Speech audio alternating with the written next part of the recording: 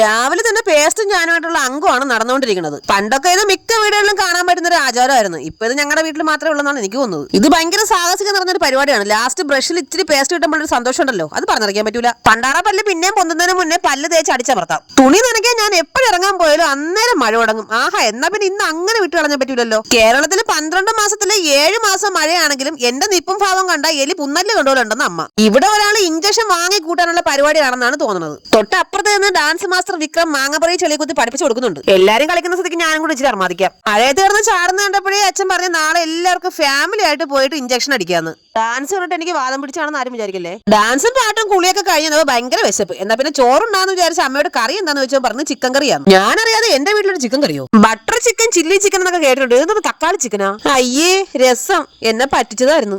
എന്നാ പിന്നെ കട്ടപ്പാ, ഇന്ന് അംഗം വെട്ടിട്ട് എന്റെ കാര്യം. ഇത് കാണുമ്പോ നിങ്ങൾ വിചാരിക്കും ഞാൻ പപ്പടം കൂട്ടി ചോറിനാൻ പോയിരിക്കുന്നല്ലേ. എന്നാ ഇത് അതൊന്നും അല്ല, അതുക്കും മേലെ.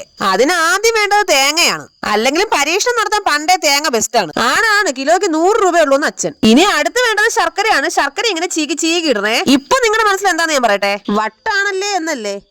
കുഴപ്പമൊന്നുമില്ല, ഇതെന്റെ അടുത്ത് ഇടയ്ക്കിടയ്ക്ക് എല്ലാരും ചോദിക്കാറുള്ളതാണ്. ഏവ ഇങ്ങനെ കഴിക്കുകയാണെങ്കിൽ മിക്കവാറും ഇന്ന് ഞാൻ പട്ടിണിയാവും. ഇനി 4 ഏലക്ക ചതച്ചെടുക്കണേ. ഇപ്പൊ നിങ്ങൾ വിചാരിക്കും ഇതിന്റെയൊക്കെ വല്ല ആവശ്യം ഉണ്ടോന്ന്. അങ്ങനെ പറയരുത്. റിസ്ക് എടുത്തിട്ട് വീട്ടിലുള്ള പോരാളിയുടെ തല്ല് മേടിച്ചു കൂട്ടുക. ഇനി ഇതെല്ലാം കൂടി ചേർത്ത് നന്നായിട്ട് മിക്സ് വെൽ.